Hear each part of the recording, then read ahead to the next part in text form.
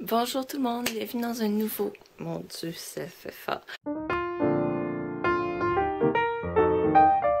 Bienvenue dans un nouveau vlog. On se retrouve aujourd'hui pour la surprise de la semaine.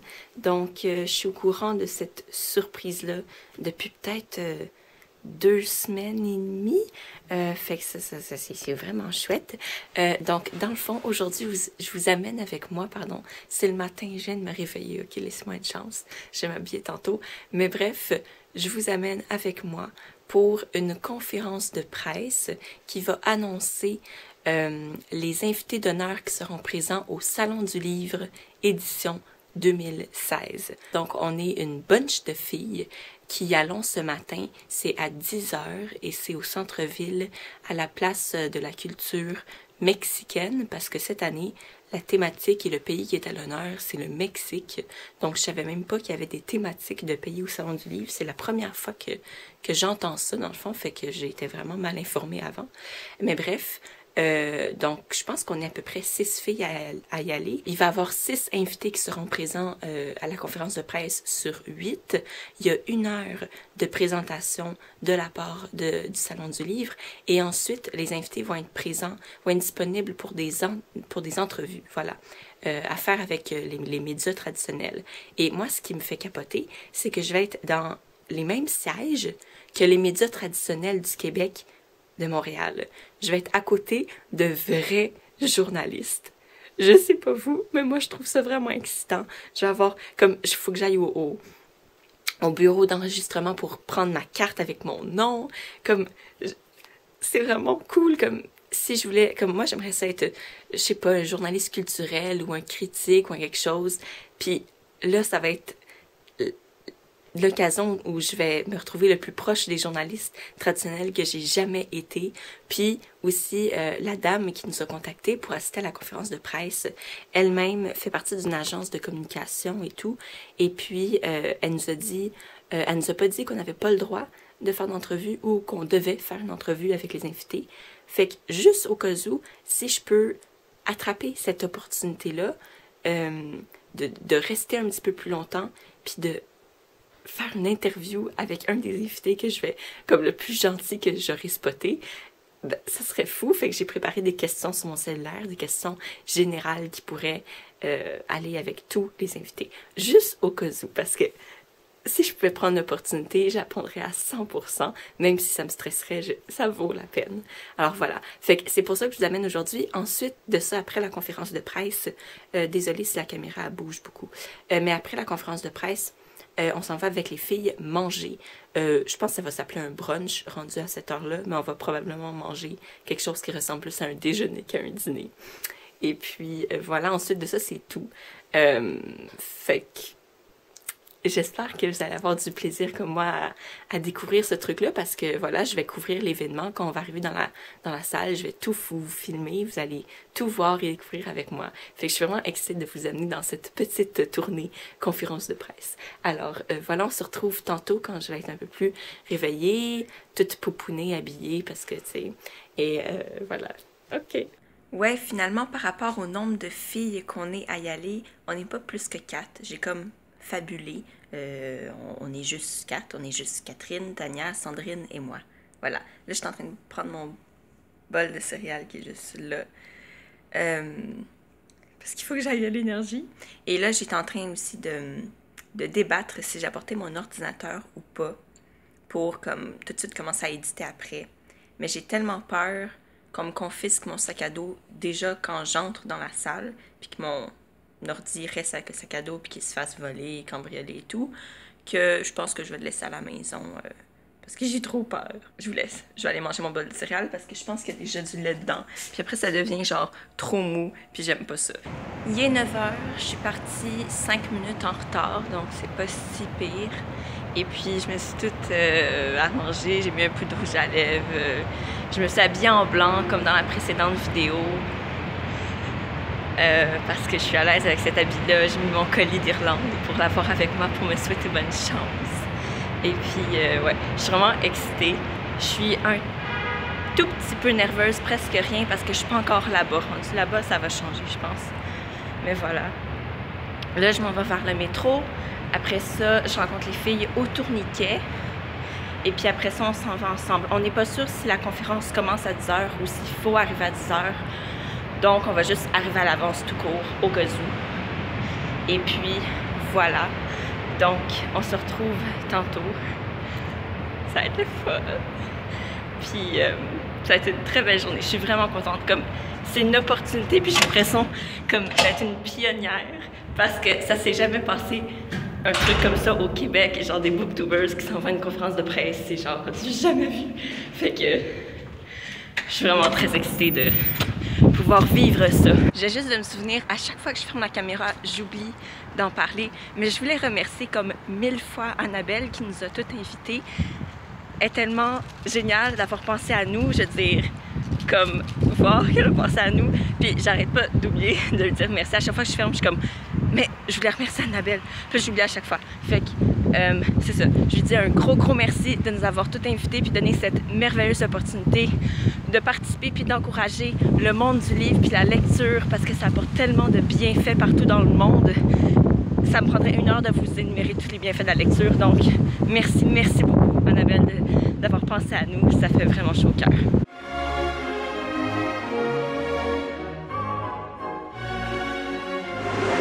Allô! Je suis arrivée. J'ai rencontré mes amis. Ils veulent pas trop, ouais, ils sont encore un peu genre cernés. On va se réveiller tranquillement. Et moi, je me suis dit, il faut être assidue. Dès le matin, puis quand je me suis réveillée, j'avais comme des cernes. Genre, j'étais comme, on y va. Fait qu'on attend juste Sandrine qui est allée prendre une marche. Fait que je vous vois à la place là-bas.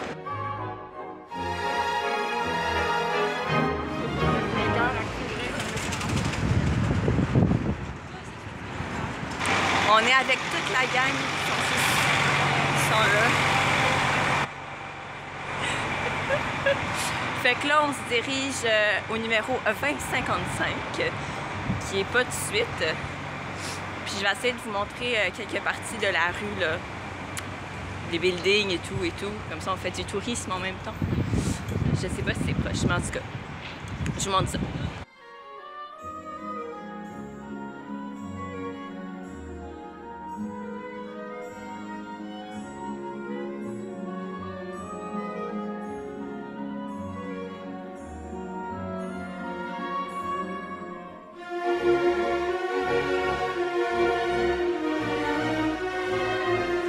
On est arrivé, je voulais juste vous montrer le cahier. Ça, c'est le dossier de presse.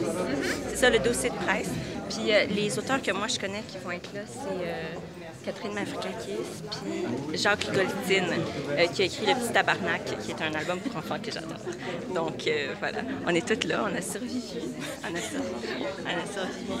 Fait que je vais vous faire un petit aperçu de la salle.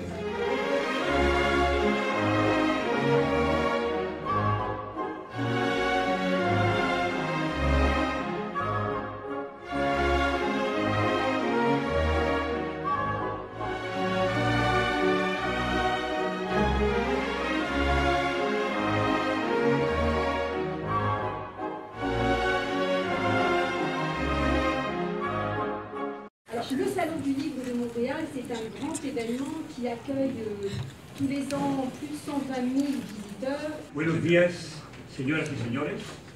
Les doy la más cordial bienvenida al Espacio México, Instituto Cultural México en Montréal, del Consulado General de México en Montréal. Bonjour, mesdames et messieurs. Je vous souhaite la bienvenue à l'Espacio México. D'avoir le Mexique comme invité d'honneur, c'est extraordinaire parce que oui, nous avons beaucoup à apprendre, je pense, des Mexicains et de découvrir la littérature mexicaine. Je suis convaincue que les Québécois vont vouloir le faire de façon très enthousiaste. Et lors de mon voyage là-bas, nous sommes convenus de revoir le programme de résidence d'artistes, malheureusement, qui avait été abandonné par nos amis mexicains. Et nous avons eu une rencontre pour voir comment on pourrait revoir ce programme. J'en ai immédiatement parler avec mon collègue Luc Fortin, qui est très, très, très ouvert à la question, et on est en train de voir comment on pourra le refaire. Et j'y tiens énormément. Moi, je crois énormément à ces échanges, à ces résidences, des artistes qui viennent ici. Alors évidemment, il y a l'émission Plus on est fou, plus on lit, qui est une émission quotidienne. On est maintenant à 2 heures par jour. On est diffusé dans l'ensemble du Canada. Mais il y a aussi, évidemment, les émissions hebdomadaires Culture Club et la librairie francophone qui traite beaucoup de littérature aussi et qui sont produites en collaboration dans le cas de la librairie francophone avec les chaînes publiques européennes. Radio-Canada affirme aussi clairement sa volonté de faire rayonner les livres et les auteurs grâce au projet Les Incontournables, dans lequel 100 livres canadiens sont mis en valeur, évidemment, à chaque année. Depuis déjà, ça va être notre 3e édition au printemps prochain. Et la semaine dernière, il a décroché le prix des bibliothèques de la ville de Montréal. Son dernier livre, Azada, tout comme Le Prisonnier sans frontières, montre le souci de Jacques pour les questions d'actualité. Jacques, c'est à toi. Merci. Gracias. Grandes libros en el mundo y grandes mundos en los libros. Traduire, c'est un peu trahir. Même dans une autre vie, j'ai été géologue avant d'être auteur. J'ai fait des études, donc, les roches, les minéraux, les fossiles, des choses comme ça. Et c'est les livres qui m'ont permis d'accéder à ces mondes-là, ces mondes fabuleux. Et pourquoi j'aborde ce sujet, c'est parce que je suis de plus en plus conscient, je suis de plus en plus touché par le fait que, oui, on a des librairies, on a des bibliothèques, mais il faut songer aussi à ceux qui en sont privés. On exerce des métiers qui sont fabuleux. Écrire, on le fait en toute sécurité. C'est réellement un bonheur. Même ma fille me pose la question, des fois, me dit « Papa, est-ce qu'on te paye pour dessiner ?» Je suis obligé de dire « Ben oui, des fois ça arrive. » À Trois-Rivières aussi, ma terre natale, j'ai déjà reçu quelques prix et on m'a dit que le maire est un grand fan. Québec, à la limite, puisque je mets la ville en scène dans mon premier roman et que j'y mets le feu dans le prochain. Mais être invité d'honneur au Salon du Livre de Montréal, wow, quelle belle reconnaissance, quelle grande surprise. Comme dirait un aveugle dans une partouze, je ne l'ai pas vu venir. Je suis ému est un euphémisme. J'ai passé 40 ans dans l'enseignement devant toutes sortes de publics, mais c'est la première fois qu'il est aussi célèbre. Alors, l'émotion est au rendez-vous, n'est-ce pas? Être invité d'honneur au Salon du Livre de Québec, c'est pas vraiment la réalisation d'un rêve, parce que j'aurais jamais... C'est parce que je déteste la République des cônes oranges.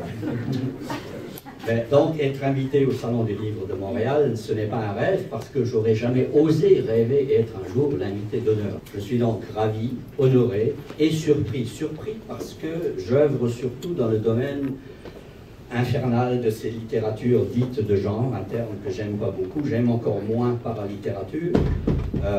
Ça a d'abord été la science-fiction, et ensuite je me suis reconverti au roman policier. Mais comme m'a dit quelqu'un, nous sommes en 2016, parce que nous sommes en 2016, ça se démocratise, les frontières entre les genres s'estompent. Et comme je disais souvent à mes étudiants, ou comme je disais toujours à mes étudiants, vous savez, il n'y a pas une grande littérature et une petite littérature, il n'y a que de bons livres et de mauvais livres. Et c'est à vous de juger et de faire la Et comme l'a dit, ce discours sera une grande conversation. Une petite histoire très personnelle de ma vie d'un écrivain. En fait, il y a quelques années, j'ai fait une signature dans une ville qui s'appelle Angoulême, en France. C'était pendant un voyage de conscience. Après mon roman Quitter le monde. C'était une librairie juste à côté d'une station de TGV. J'ai découvert après la seule raison pour laquelle Angoulême avait une station de TGV, c'était la vie de naissance de François Mitterrand. C'est la France. Et pendant en fait cette signature, j'étais abordé par une femme, la quarantaine, qui était en larmes. Et elle m'a dit, Monsieur Kennedy, j'ai lu votre roman Quitter le monde. C'était juste après la mort de ma fille unique, qui est morte d'un cancer de cerveau. Elle avait 6 ans. J'étais complètement dévasté. Mon mariage a basculé, tout a basculé. Et puis, 2 ans après, j'ai lu votre roman et j'ai compris que je n'étais pas seul. Je l'ai embrassé, j'étais complètement bouleversé par ça.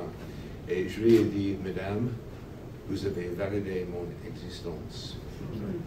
Et Madame a raison, on lit pour comprendre, on n'est pas seul.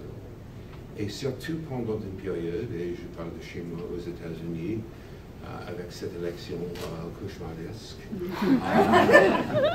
Je vous parle depuis Toronto, mais dans 2 petites semaines, je vais être avec vous à Montréal pour cette grande messe annuelle du livre qui est le Salon du livre de Montréal. Son dernier roman, Oscar des Profondies, est paru au mois d'août dernier. Un roman apocalyptique qui ne se passe pas très loin d'ici, à quelques rues d'ici, en plein centre-ville de Montréal. Un roman dans lequel, peut-être, l'art et les livres pourraient sauver le monde. Catherine, c'est à vous. Je vais commencer par une petite évidence. J'aime les lieux où les livres sont présents, j'aime les écoles, j'aime les collèges, les universités, les émissions littéraires, les maisons d'édition et les maisons tout court, et même les ordinateurs ou les liseuses, parce que parfois les e-books même me dépannent. Je me dis souvent que j'aimerais être enterrée comme un pharaon parmi mes livres. Pas ceux que j'ai écrits par contre. La présence des livres dans ma vie est essentielle. Sans la lecture, je ne crois pas que j'aurais survécu comme à mon adolescence, et je pense ne pas être la seule à pouvoir dire ça. L'événement que constitue le Salon du livre de Montréal vient en quelque sorte souligner la nécessité de s'entourer de lecture, encore et toujours, dans un monde où les idéologies de toutes sortes, comparées à Douglas Kennedy, qui font peur en ce moment, nous empêchent de nous entendre penser. Les livres nous permettent de prendre congé de la langue de bois qui sévit, nous abrutit, et de nous mettre à l'abri de la violence des paroles mondiales, tout en nous appelant à les entendre autrement.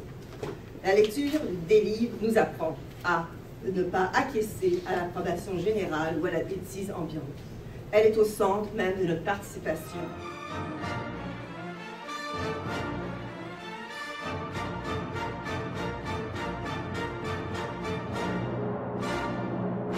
J'aime pas ça parce que je vois jamais comme l'angle. Je sais pas, on voit. OK. Bon, on a fini la conférence de presse et puis là, j'attends pour voir les auteurs qui sont derrière. Je sais pas si vous voyez. Je veux parler à Jacques Goldstein. Je veux l'interviewer un petit peu. Donc, là, les filles sont derrière en train de checker si genre ça marche. Mais ouais, fait que là, j'attends pour voir si je peux leur parler. Puis j'ai rencontré Annabelle. On ne l'a pas montré sur la caméra parce que ça ne donnait pas, là, mais voilà, encore merci beaucoup. Puis c'était vraiment intéressant. C'était intéressant. On a encore fait ça. On trouvait ça tout intéressant.